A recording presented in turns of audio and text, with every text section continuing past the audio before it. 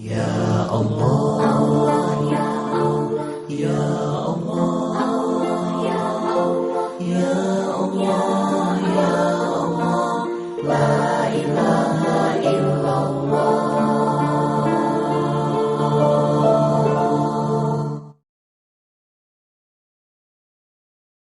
Assalamualaikum warahmatullahi wabarakatuh.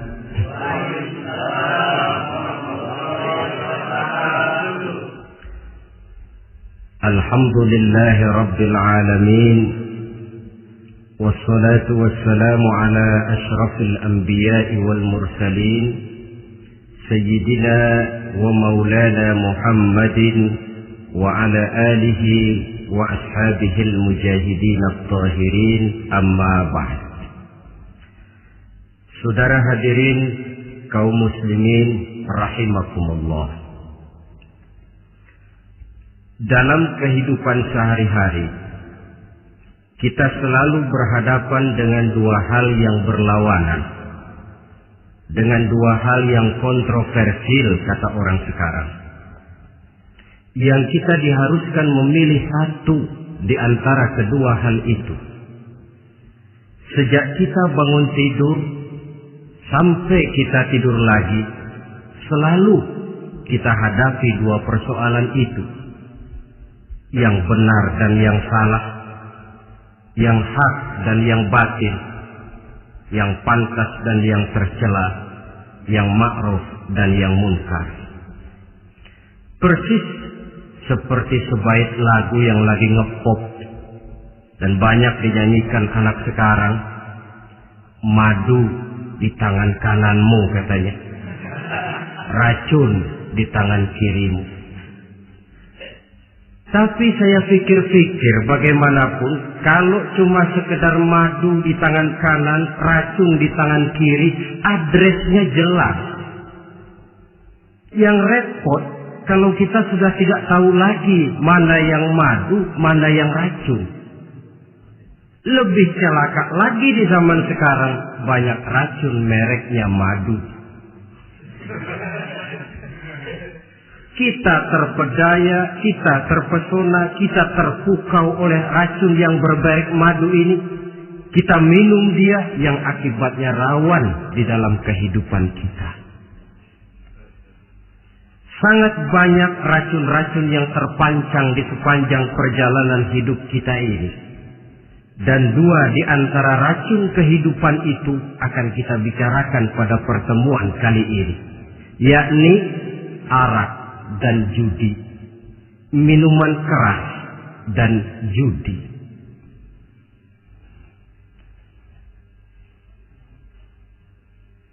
Sebagai yang kita maklum bahwa Islam bertujuan memelihara kemuliaan manusia yang diciptakan fi ahsani taqwim, dalam bentuk yang paling sempurna.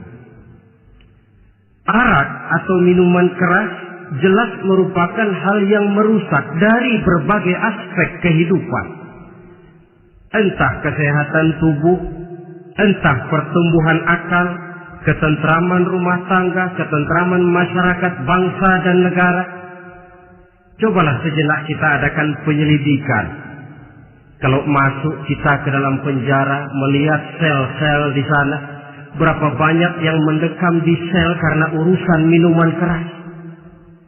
Masuk kita ke rumah sakit, berapa banyak yang dirawat akibat minuman keras, akibat stres yang dialaminya. Berapa banyak rumah tangga berantakan, berapa banyak pembunuhan terjadi, pemerkosaan terjadi akibat daripada minuman keras ini. Yang paling ironi kalau dia sudah menyerang anak-anak muda kita. Padahal kita tahu remaja, pemuda adalah bentuk miniatur daripada kehidupan suatu bangsa. Akan bagaimana warna Indonesia 20, 30, 40 tahun yang akan datang, remaja dan pemuda kita jawabannya. Bahkan dari segi agama pun akan bagaimana warna Islam di Indonesia 20-30 tahun yang akan datang, remaja itu pula jawabannya. Karena itu Tidak terlalu berlebihan kalau saya berkata bahwa untuk menghancurkan Islam di Indonesia ini tidak perlu menghancurkan pondok pesantren, tidak perlu menutup masjid, melarang pengajian, menyegel musola, tidak perlu. Untuk menghancurkan Islam di Indonesia cukup dengan meracuni remaja, pemuda-pemudi Islam di Indonesia. Kalau mereka sudah diracuni, dijauhkan dari agamanya, masalahnya tinggal menunggu pergantian generasi. Maka yang jadi pilot proyek jelas remaja, pemuda, termasuk dengan menanamkan pengaruh minuman keras. Ditanamkan ke tengah remaja kita ini untuk jauh dari tuntunan agama. Hei pemuda-pemuda Islam, kalau kau mau jadi pemuda modern, jangan dekat-dekat ke masjid. Masjid khusus 60 tahun ke atas. Sepertinya di depan masjid itu ada papan pengumuman masjid khusus 60 tahun ke atas. Baca Quran kolot. Seiring dengan itu lalu modernisasi diartikan dengan westernisasi. Kau tidak akan bisa jadi pemuda modern sebelum semua yang datang dari barat kau telan mentah-mentah. Kau harus bisa bergaul seperti orang barat, berumah tangga macam orang barat, makan minum seperti orang barat. Kalau nyanyi lagu barat yang orang lain gak ngerti, kamu juga gak tahu.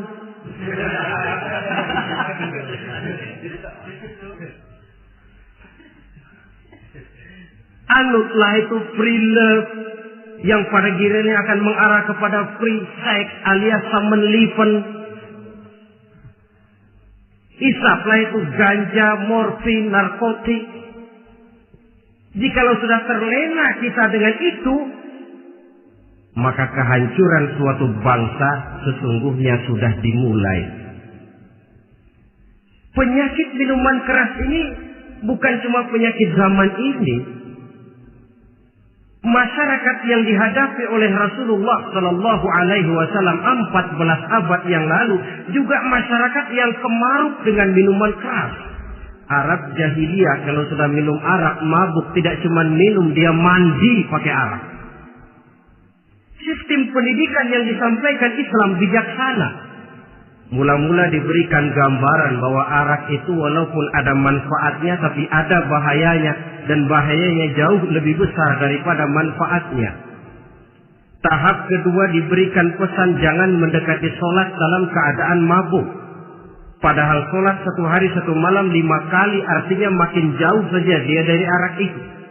Pada saat kondisi iman sudah memungkinkan, barulah turun vonis bahwa arak itu najis, perbuatan setan, jauhi. Yang ironi yang saya katakan tadi, racun mereknya madu. Kadang-kadang kita dibuai dengan iklan yang tidak mendidik. Saya pernah lihat ada iklan misalnya, Anda ingin modern, majulah bersama minuman ini. Atau minuman ini lambang pergaulan dunia yang maju. Modern diukur dari minuman. Yang jadi korban akhirnya remaja dan pemuda-pemudi kita. Saya teringat satu analisa dari Rasulullah Sallallahu Alaihi Wasallam. Beliau bersabda, Inna min asratis sa'ah. Sesungguhnya di antara tanda-tanda kiamat.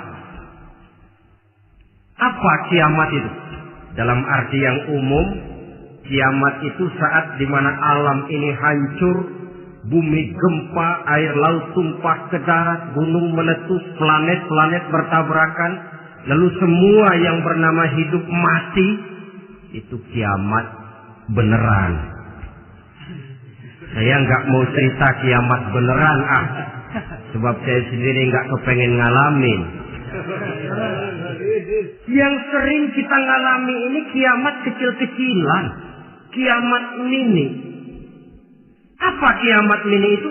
Hancurnya sendi-sendi kehidupan sosial.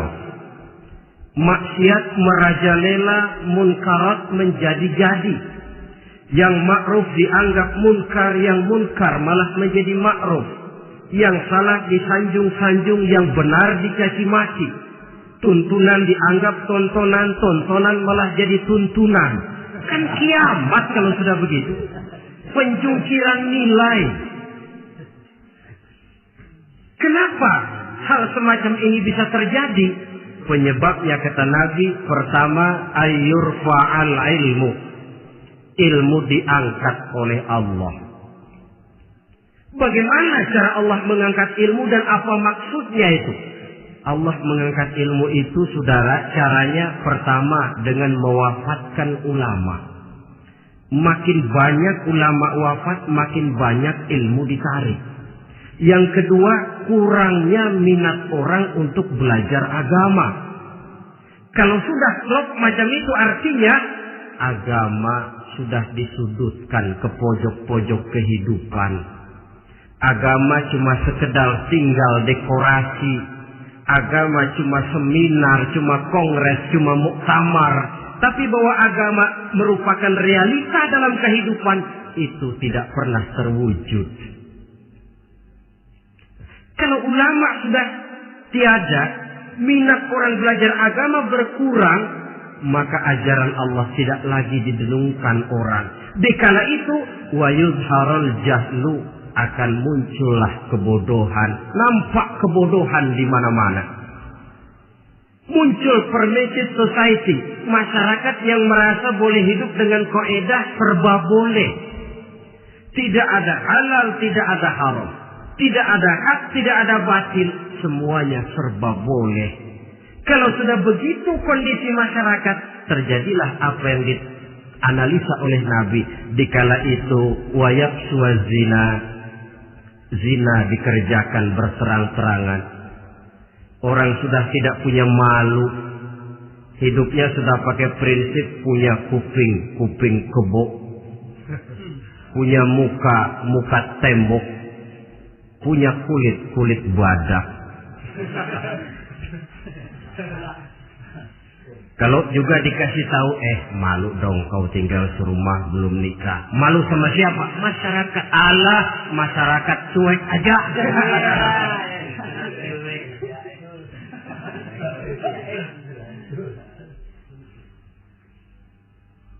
Bukankah realita kalau kita ikuti surat-surat kabar, berapa banyak sudah gadis-gadis bergelimpangan jadi korban? Berapa banyak bayi-bayi yang lahir ke alam ini tanpa harus tahu kemana dia mesti manggil bapak. Yang akhirnya mengalami keterakisan, dimasukkan ke dalam kantong plastik, dibuang ke tempat sampah. Kalau itu sudah terwujud, muncul efek negatif yang kedua. Wa yushrabal khamr.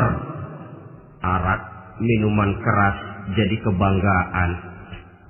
Anak muda belum nyohor kalau belum bisa mabuk. Yang gak mabuk dianggap kolot. Kampungan loh. Bikin malu baru kena segelas aja udah miring. Cengeng. Temen kita hebat sampai nyungsep di got. Yang nyungsep hebat. Ya, kalau cuma yang hancur kehidupan pribadi. Tapi kalau sudah menyangkut masa depan, yang berarti masa depan suatu generasi adalah merupakan masa depan daripada suatu bangsa. Begitu kerasnya Islam ini melarang minuman keras.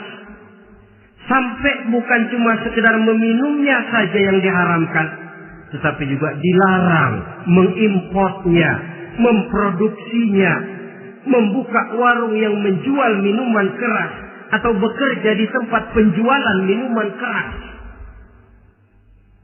Ada juga yang nyerempet-nyerempet, Pak, kalau sedikit kan nggak apa-apa, nggak mabuk ini. Nah, saya ingatkan hadis Nabi diriwayatkan oleh Imam Ahmad, Abu Daud dan Turmuzi. Nabi bersabda, "Ma askara katsiruhu faqaliluhu haramun." Apa yang banyaknya menyebabkan mabuk, sedikitnya pun tetap haram hukumnya. Memang barangkali mungkin ada manfaatnya. tetapi bahayanya jelas lebih besar ketimbang manfaat yang bisa timbul daripada jenis minuman keras itu sendiri. Dalam hadis lain Nabi pesankan, "Man kana yu'minu billahi wal yaumil akhir fala yaq'udu ala ma'idatin taduru 'alaiha al-khamru." Siapa yang beriman kepada Allah dan beriman kepada hari akhirat, jangan dia duduk di dalam satu pertemuan yang di dalam pertemuan itu diedarkan minuman keras. Masuk ke dalam lingkungan macam itu saja tidak diperkenankan. Kenapa? Asyariku fi syarri syarrun. Bersekutu dengan kejahatan, jahat juga hukumnya. Semalam kamu mabuk ya? Enggak, temen. Saya cuma ngebeliin aja kok. Apalagi ngebeliin.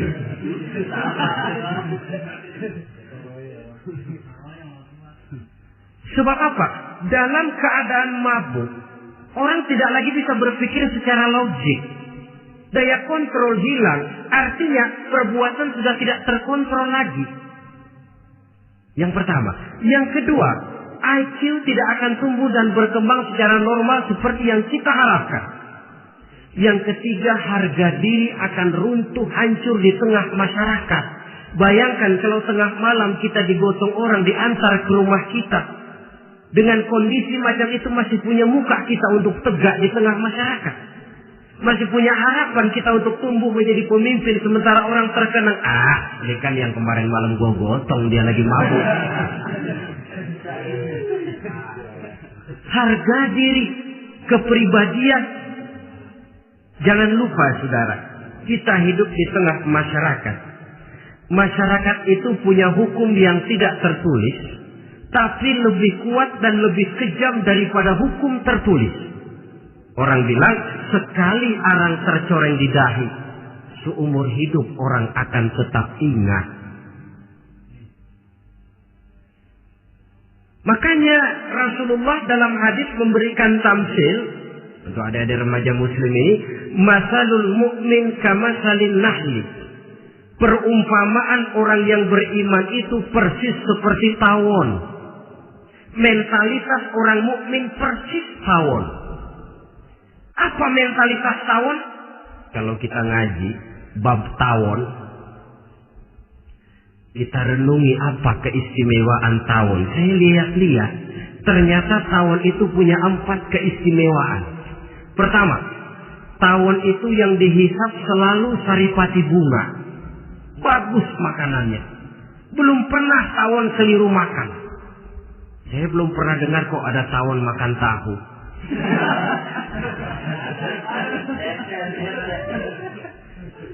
Yang dimakan selalu saripati bunga. Artinya apa? Orang mukmin perutnya itu perut selektif. Yang dimakan yang baik-baik, yang diminum yang baik-baik. Yang baik menurut agama itu adalah yang halal, thayyibat. Perutnya selektif, bukan perut asbab. Kalau asbab puntung apa saja masuk ke dalamnya. Tapi mukmin perutnya ini selektif. Daging kambing masuk, tahu masuk, kangkung masuk, kodok minggir. Air kelapa minum, kopi minum. Tapi kalau sudah berbau minuman keras, minggir. Sebab apa? Makanan dan minuman yang kita masukkan ke dalam perut besar ini akan digiling dalam perut besar, akan melahirkan energi, menggerakkan sel-sel pembuluh saraf. Kalau makanan dan minuman itu terdiri dari yang haram, energi yang ditimbulkan olehnya energi yang haram, mempengaruhi sel-sel pembuluh saraf. Orang akan cenderung berpikir yang haram kalau terlalu sering memakan makanan haram. Kalau sudah berpikir kepada yang haram, perbuatan pun akan mengarah kepada yang haram juga. Contoh kecil aja dah, ada nggak maling mikirin majelis taklim? Karena Karena yang dimakan lebih banyak yang haram, yang dipikir paling-paling nanti malam rumah siapa lagi nih ya. Sudah mengarah ke sana.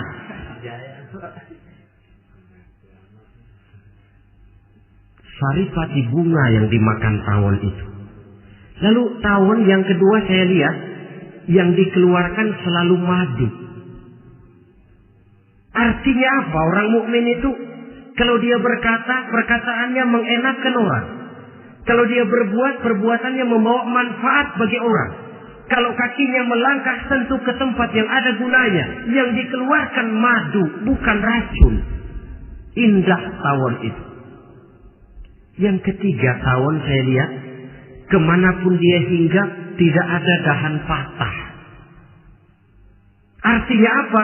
Orang mukmin dimanapun dia tinggal, kemanapun dia pergi, pantang jadi biang kerok buat lingkungannya. Pantang menimbulkan kerusuhan dan keonaran. Tidak ada cabang patah dimanapun tawon hinggap. Tapi juga yang keempat saya lihat-lihat tawon itu, jangan coba-coba diusik. Satu kali dia diusik, kemana orang lari? Nyilem masih ditungguin. Tawon. Tapi kalau nggak diusik, nggak ada tawon usil ke pasar nyariin orang. Ketika dia diusik, inilah saatnya saya harus mempertahankan kehormatan diri saya. Dia pun bangkit. Artinya apa? Orang mukmin tidak boleh nyari-nyari musuh. Tapi ketemu musuh tidak boleh lari. Musuh jangan dicari, bertemu pun jangan lari. Mentalitas orang mukmin seperti tawon. Yang dimakan baik, yang dikeluarkan baik. Kemana dia tinggal tidak menimbulkan keonaran buat masyarakat, tapi juga sanggup menjaga dan mempertahankan kehormatan dirinya. Kalau konteksnya dengan masalah yang sedang kita bicarakan, minuman keras. Saya katakan tadi, kita kadang-kadang salah pilih, tertipu oleh racun yang bermerek madu. Ada minuman empuk, nyari yang keras. Salah pilih. Ketahuan orang bikin pel buat anjing, manusia yang nelen. Akhirnya miring kayak anjing. Saudara, mari kita renungi An-Nisa ayat 140. Allah Subhanahu wa ta'ala mengingatkan, qad nazzala 'alaikum fil kitab an idza sami'tum ayati Allahi yukfar biha wa yustahza'u biha fala taq'udu ma'ahum hatta yaqudu fi haditsin ghairi innakum idzam misluhum. Sungguh kata Allah, telah diturunkan kitab Al-Quran ini kepada kamu, yang apabila kamu dengar ayat-ayat Allah itu diingkari orang, diejek-ejek orang, fala taqudu ma'ahum, jangan kamu duduk bersama orang-orang semacam itu.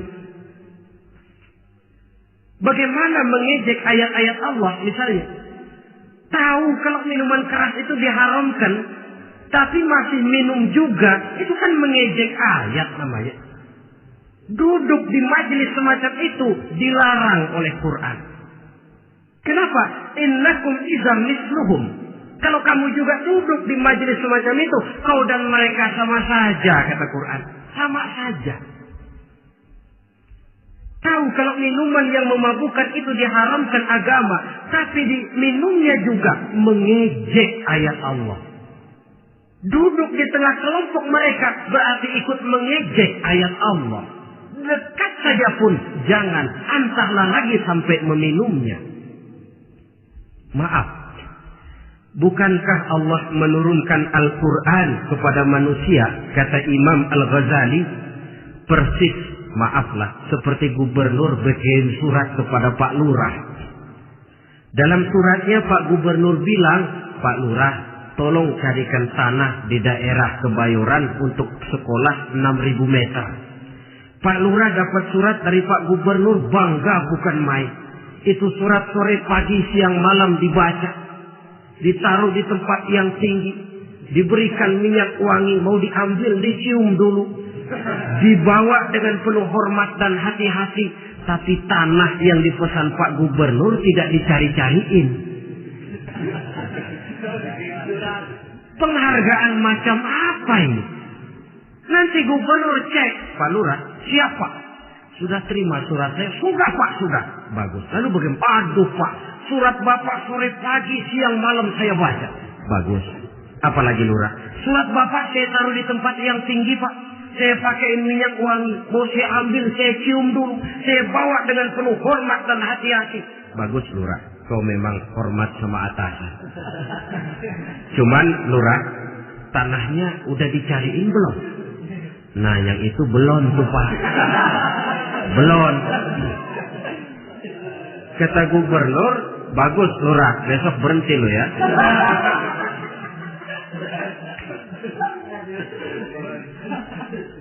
Membacanya memang penting. Al-muta'abbad bitilawati, beribadah dari sebab membacanya. Tapi setelah kita baca, kita tahu isinya. What next? Mau apa kita dengan isinya itu? Jangan yang kita baca kita injak-injak. Itulah ironinya. Bagaimana Quran itu mau membawa keberkahan dalam hidup ini? Kalau yang kita baca sering kita injak-injak. Dalam kehidupan kita baca ayat wa ahallallahu al-bai'a wa harrama riba. Allah halalkan jual beli, Allah haramkan riba, tapi renten ditelan terus.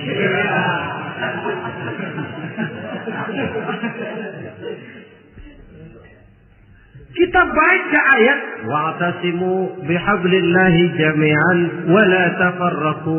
Berpegang teguhlah kamu kepada tali Allah, jangan bercerai-berai.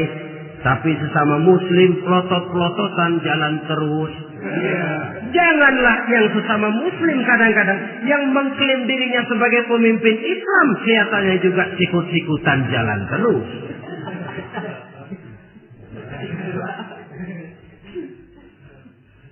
Sehingga tidak heran kalau orang bilang di bawah ngamalin ayat kursi sudah sampai di atas ayat hilang, tinggal kursi saja yang diamalin.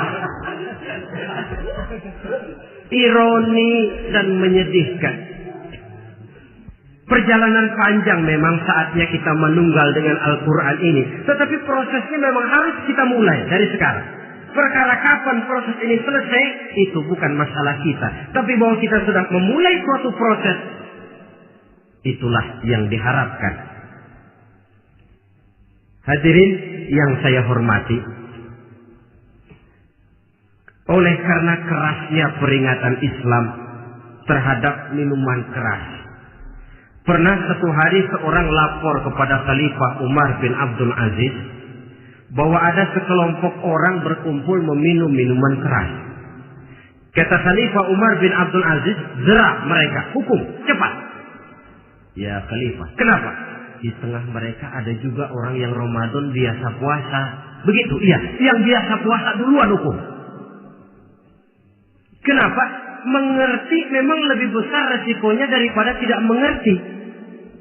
Kalau yang tidak mengerti dilatar belakangi oleh kebodohan, barangkali masih bisa ditolerir, masih bisa dimaklumi. Ini toh sudah tahu mau puasa, kenapa berkumpul di majelis yang ada minuman keras? Tapi memang kelompok ini kan memang selalu ada. Kita lihat dalam masyarakat itu kan ada 4 kelas. Pertama, ada orang yang tahu perintah dan tahu larangan. Ini the first class, kelompok terbaik. Perintah tahu dia kerjakan, larangan tahu dia jauhi. Ini orang terbaik. Yang kedua, ada orang tahu perintah tapi tidak tahu larangan. Perintah tahu, larangan tidak tahu. Sholat mau, puasa mau, zakat fitrah bayar, nyolong mau, mabuk ayo. Perintah tahu tapi larangan tidak tahu, akhirnya semua dikerjain. Barangkali yang rada bingung malaikat bagaimana nyatatnya ini. Kotor absen.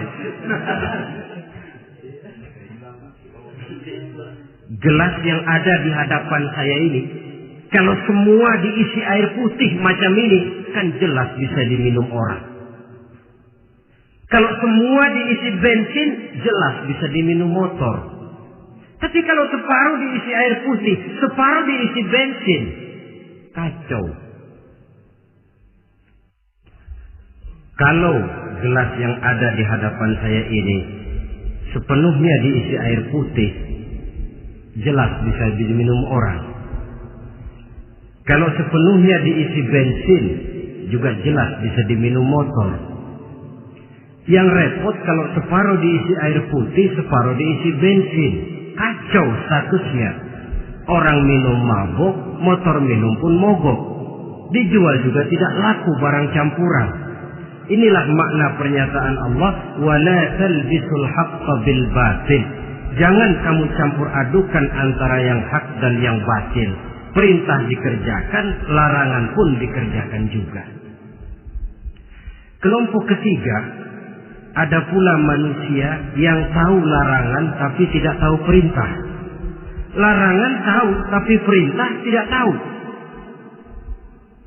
Jahat sama tetangga tidak, mencuri tidak, mabuk tidak, zina tidak, sholat tidak, puasa tidak, polos.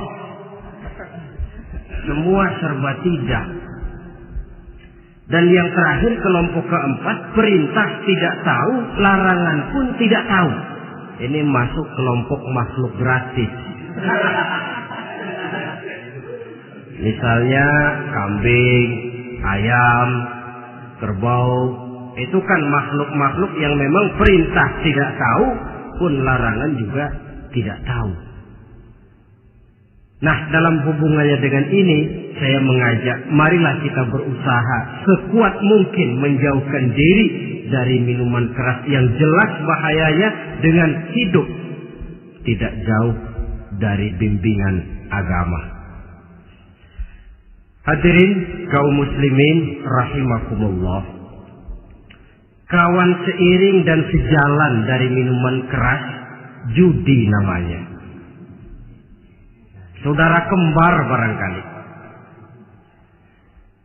Yang satu sering menimbulkan yang lain, tetapi bukan tak jarang keduanya berjalan berdampingan. Posisi judi dan arak ini dalam Quran sama bahayanya.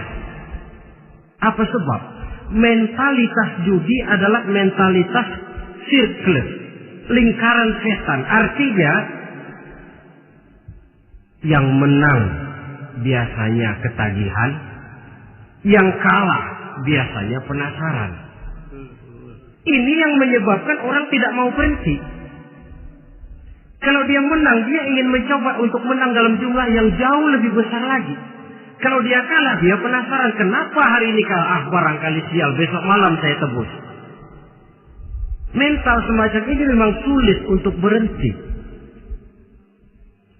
Kenapa judi diharamkan dalam Islam? Pertama, seorang muslim di dalam berusaha mencari harta, dia harus mengikuti sunnatullah. Kata kita orang muslim, hukum alam kata orang sekarang, natural of law bahasa kerennya. Berusaha menurut hukum kausal, memasuki rumah dari pintunya, menunggu suatu akibat dari sebab yang kita lakukan. Bahwa kalau begini mesti begitu. Karena kita memang terikat oleh permainan yang disebut hukum alam ini. Hidup bukan undian, jangan mengharap untung besar tanpa mau peras keringat. Satu pagi Khalifah Umar bin Khattab radhiyallahu an masuk ke masjid. Beliau lihat ada orang sedang berdoa khusyuk betul. Ditunggunya 2 menit, 3 menit, sampai 10 menit lebih belum juga selesai. Agak lama orang itu berdoa. Selesai berdoa, dihampiri orang itu oleh Sayyidina Umar. Beliau tanya, saudara, Lagi apa? Tadi itu. Berdoa ya khalifah. Minta kepada Allah. Tentu minta kepada Allah. Minta apa kan? Minta rezeki. Sudah lama? Dari tadi habis sembahyang subuh. Dapat? Belum. Ya memang kata Sayyidina Umar, inna sama la tumtiru zahaban wala fiddatan. Langit itu tidak mungkin akan menghujankan emas, tidak mungkin pula menghujankan perak. Jadi orang dilarang duduk bermalas-malas menunggu keajaiban yang datang dari langit. Karena memang hidup ini bukan undian. Jadi jangan mengharap untung besar tanpa mau peras keringat. Di dalam berusaha kita terikat oleh sunnatullah. Kalau begini sebab penyebabnya, akan begini akibat yang ditimbulkannya. Yang kedua, Islam menjadikan harta manusia itu sebagai benda berharga yang dilindungi. Mengambilnya dengan judi termasuk memakan harta orang lain dengan cara yang batil. Yang ketiga, judi itu sendiri dapat menimbulkan permusuhan dan pertentangan antara para pemain itu sendiri. Meskipun kelihatannya kompak duduk dalam satu meja yang saling berhadap-hadapan, yang kalah kelihatannya pasrah, tetapi kan itu cuma kulit permukaan. Batinnya bagaimanapun juga yang kalah itu tetap mendendam. Sedangkan yang kalah di samping mendendam juga mengomel, mencaci mungkin ya lawan bermainnya, ya mungkin juga dirinya sendiri. Dan yang keempat, judi itu merusak aktivitas hidup, membuat orang membuang waktu dengan tidak terasa, dan yang pada gilirannya merupakan orang kepada tanggung jawab. Wah, kalau sudah memegang kartu, konon kabarnya, saya sendiri alhamdulillah belum pernah, lupalah orang anak, lupalah orang kepada istri, lupalah orang kepada tanggung jawab. Waktu pun berlalu tanpa terasa. Apalagi kalau sudah diiming-iming oleh gambaran akan memperoleh keuntungan yang besar. Termasuk di dalam judi itu undian, apapun namanya. Yang usaha ke arah ini seharusnya tidak dipermudah, walaupun dengan embel-embel dana kemanusiaan, sumbangan sosial. Saya tidak begitu yakin, saudara, bahwa bangsa Indonesia ini sudah begitu menipis rasa kemanusiaannya, sehingga untuk berlaku sosial mesti diimbangi dengan hadiah sekian juta rupiah. Saya tidak percaya bahwa umat Islam di Indonesia sudah begitu tipis rasa kasih sayangnya kepada sesama, sehingga sulit mengeluarkan bantuan kalau tidak diimbangi dengan hadiah yang sekian puluh juta rupiah. Yang saya khawatir apa? Pada gilirannya di negeri ini akan makin banyak penghayal-penghayal kelas berat, tukang-tukang lamun kelas tinggi, yang hidup cuma ngumpulin jikalau andai kata umpama misalnya orang sudah kemana-mana kita masih menghitung jikalau.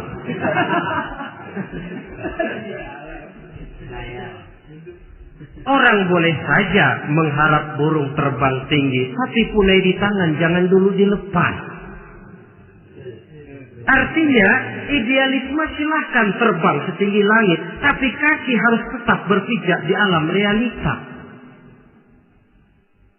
Bahwa memang lebih baik makan singkong dalam kenyataan daripada makan roti tapi ngimpi.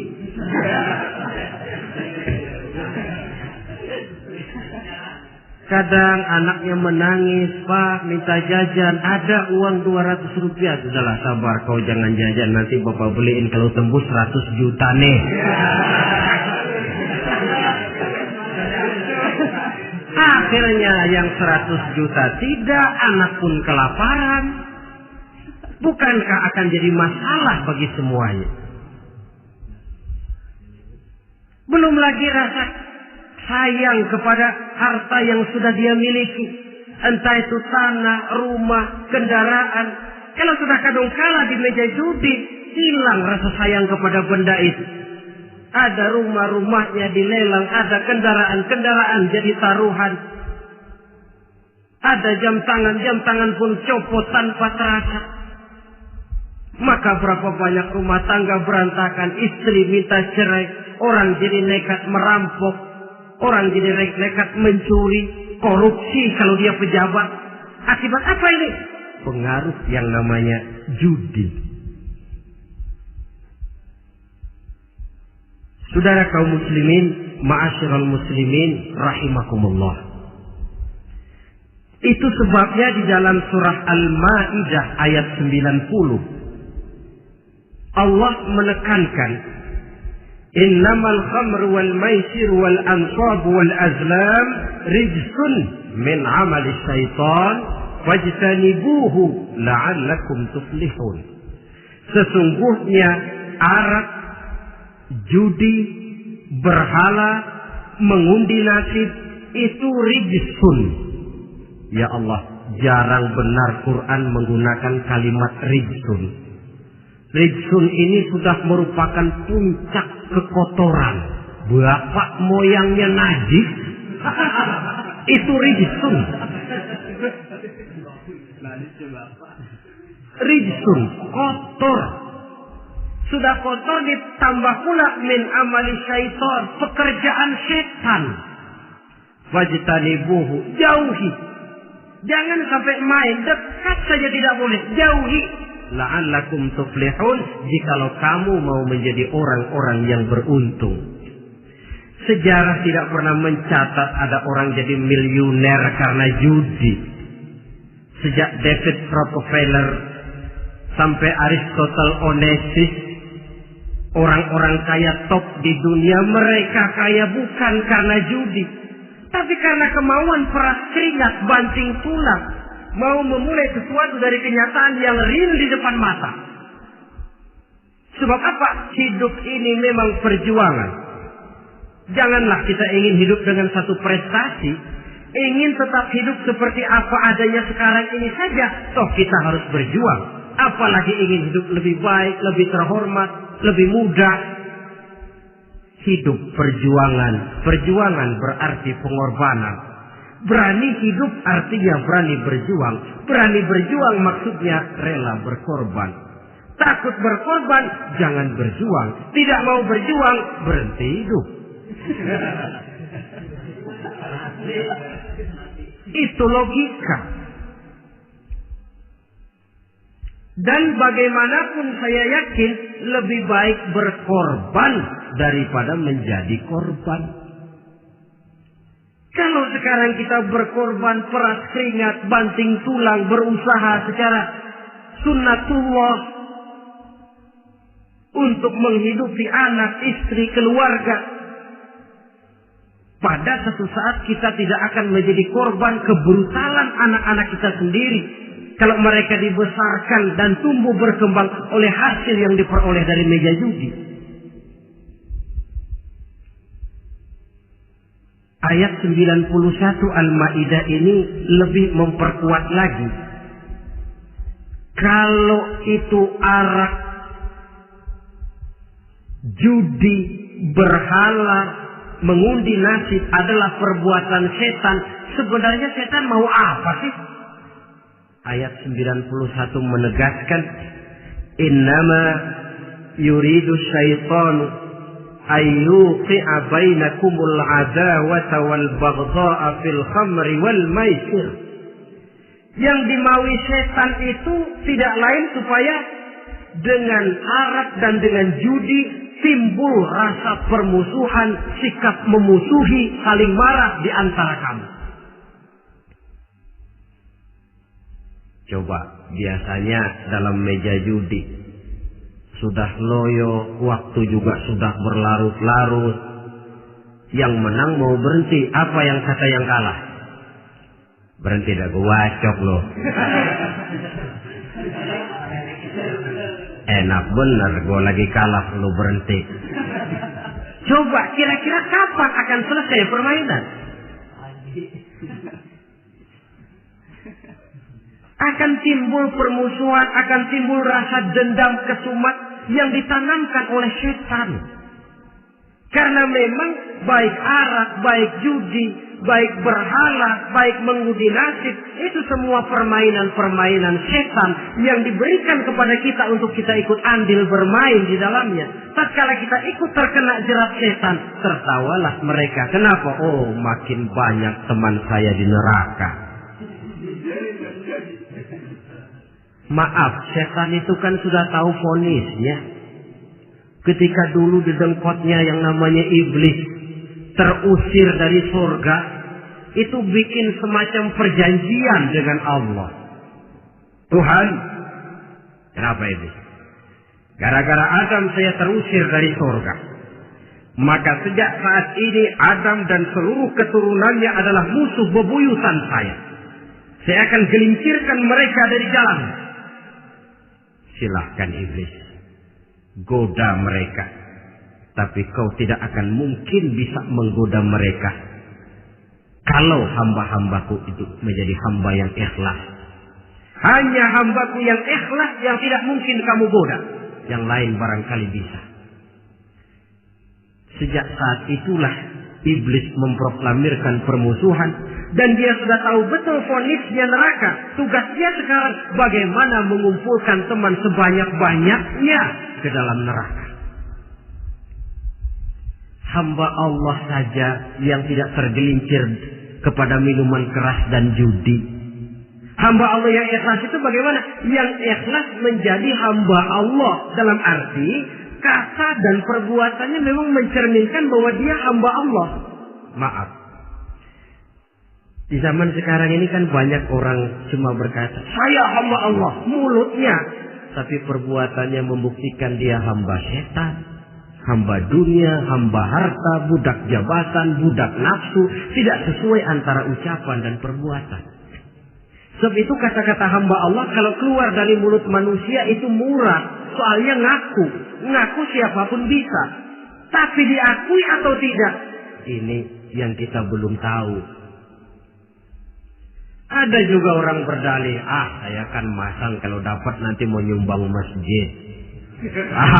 Barangkali aja kalau nyumbang masjid disoriin dikit sama Tuhan.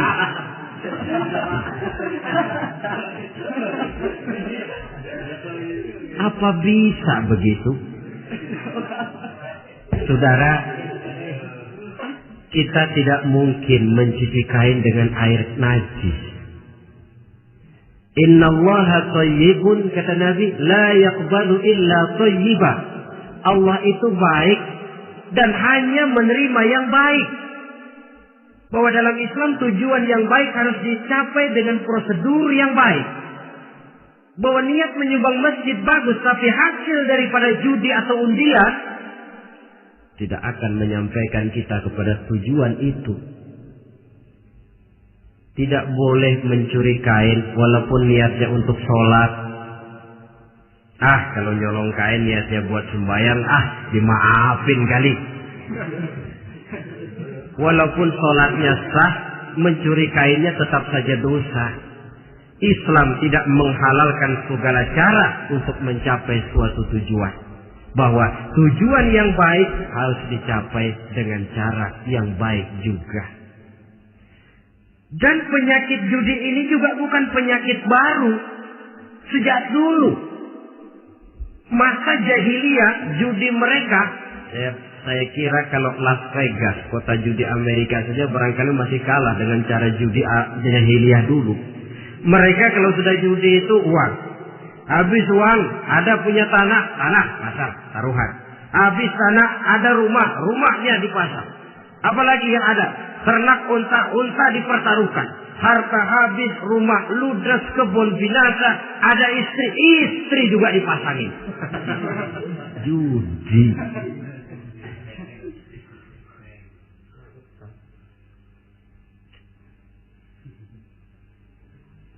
Kita sebagai muslim oleh Al-Quran dijelaskan orang yang mempunyai dua tujuan hidup. Pertama tujuan jangka pendek, yang kedua tujuan jangka panjang. Tujuan jangka pendek dunia dan seluruh isinya.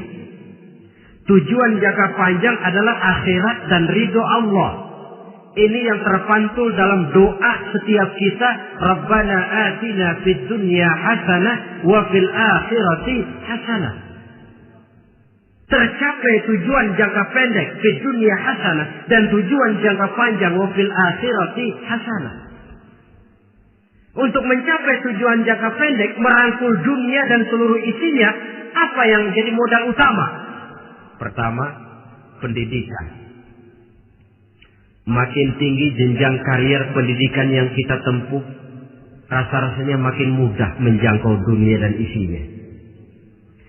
Yang kedua, pengalaman. Tenaga expert masih tetap diperlukan. Makin banyak pengalaman, makin mudah menjangkau dunia.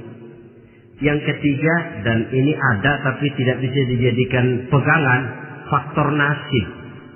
Faktor kebetulan ada, tapi tidak bisa dijadikan pegangan mutlak. Pendidikan, pengalaman, ingin menjangkau fid dunya hasanah. Ini modal utama. Lalu untuk mencapai fil akhirati hasanah, prestasi ibadah.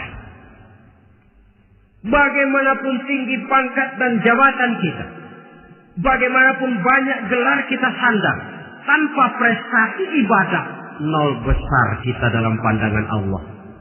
Itu sebabnya kita sholat. Jadi tidak beralasan kalau orang ditanya, kenapa sih kamu gak sholat? Tetangga saya sholat melarat terus. Memang sholat itu bukan untuk mencari uang kok. Kalau ada orang yang rajin sholat, rezekinya kelihatan lancar, itu cuma sekedar persekot. Uang muka, cashnya tetap di akhirat nanti. Efeknya apa? Karena kita punya tujuan jangka panjang, mengharap ridho Allah di akhirat. Cara kita mencapai tujuan jangka pendek dibatasi oleh pertanyaan, Allah ridho apa enggak? Kita cari uang, tapi pertanyaan pokok, Allah ridho enggak cara ini? Kita mengejar kedudukan, tapi Allah ridho enggak dengan cara ini? Ini yang menyebabkan kita lantas tidak lalu menghalalkan segala cara. Yang penting tujuan tercapai cara apapun halal. PKI. Kan cuma PKI yang berprinsip asal tujuan tercapai cara apapun halal. Dan kita sudah sepakat PKI dan seluruh ajarannya tidak berhak hidup di bumi Pancasila ini. Cuma jangan sekedar PKI-nya dikutuk tapi ajarannya dipakai.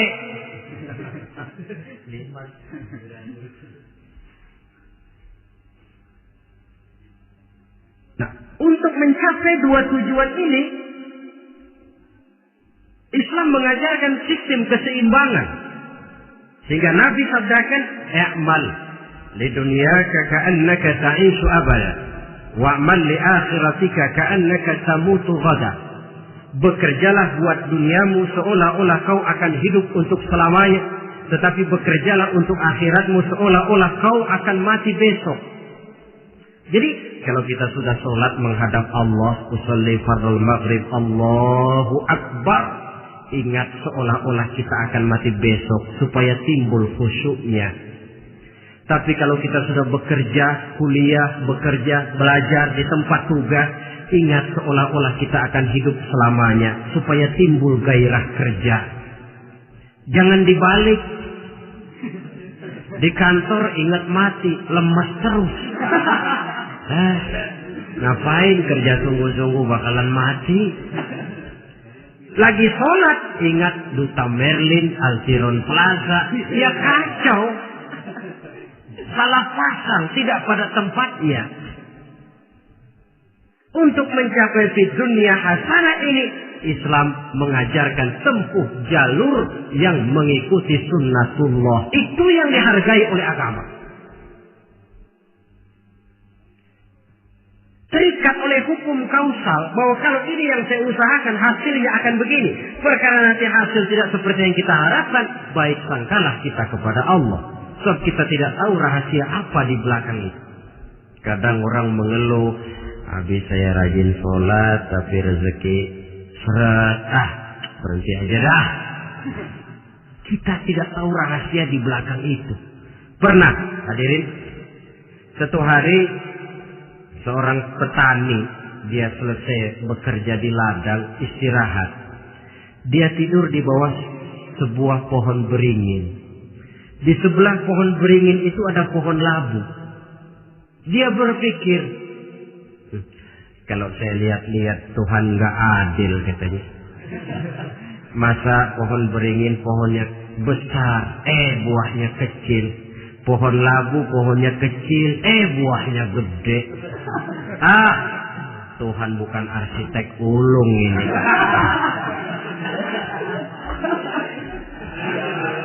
Mestinya supaya enak dilihat, beringin yang pohonnya besar buahnya sebesar buah labu.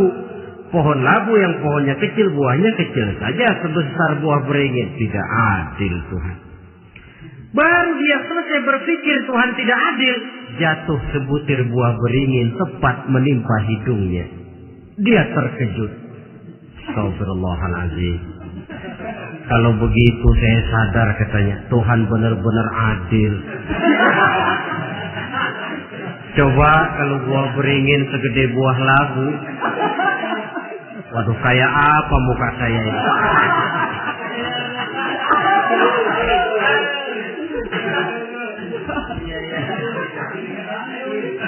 Baru terbuka pandangan matanya setelah berhadapan dengan kenyataan. Baru keluar respek. Allah benar-benar adil. Padahal semenit yang lalu dia masih berkata, Tuhan bukan arsitek ulu. Tapi semenit kemudian setelah berhadapan dengan kenyataan yang real dia hadapi, Allah benar-benar adil.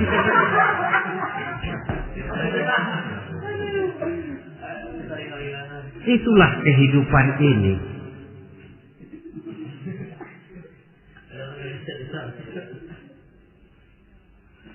Saudara hadirin yang saya hormati, karena itu baik arak, baik judi, dua-duanya merupakan bahaya laten yang tidak hanya mengancam kehidupan agama, tetapi juga masyarakat, bangsa dan negara, apalagi kalau sudah jatuh kepada generasi penerus. Dan yang bagaimanapun juga saya berpikir sebenarnya remaja, pemuda-pemudi kita cuma korban dari suatu sistem. Sebab ini merupakan tanggung jawab bersama. Ulama mubalik macam saya paling wewenangnya cuma ngomong. Yang punya SK untuk memberhentikan pabrik minuman keras itu kan Menteri Perindustrian.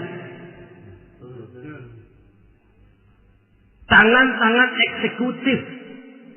Sehingga kalau Nabi katakan, Man ra'a minkum munkaran falyughayyir biyadihi wa illam yastati' fa bilisanih wa illam yastati' fa biqalbih.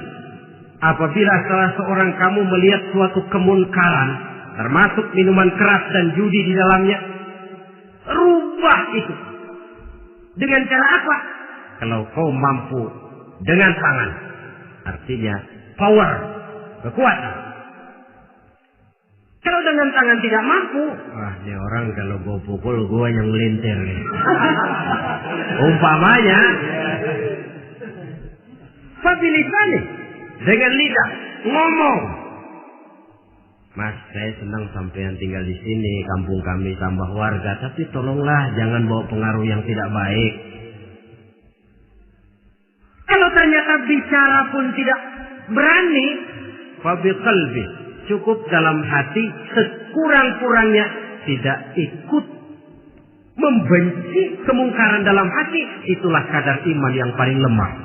Ini secara umum. Tapi kalau hadis ini kita mau adakan semacam, katakan description of job, bahasa kerennya, kita adakan pembagian tugas. Siapa yang harus merombak kemungkaran dengan power? Penguasa, pemerintah, sebab dia punya aparat. Siapa yang merombak kemungkaran dengan lidah? Ulama, kiai, mubalik, ngomong. Siapa yang hanya merubah kemungkaran dalam hati? Kita umumnya rakyat lemah ini. Yang mau ngomong nggak berani tapi hati pegel. Nah, kalau sudah ada pembagian tugas semacam itu, insya Allah masing-masing akan berjalan pada relnya, dan pada akhirnya selamatlah kita, bangsa Indonesia, umat Islam pada khususnya, dari bahaya, baik bahaya minuman keras maupun bahaya judi. Menyelamatkan bangsa dan yang lebih lagi menyelamatkan masa depan kita. Sekianlah saudara pertemuan kita pada saat ini. Mudah-mudahan ada manfaatnya. Terima kasih atas segala perhatian. Mohon maaf atas segala kekurangan. Usikum wa nafsi bitaqwallah. Wassalamualaikum warahmatullahi wabarakatuh.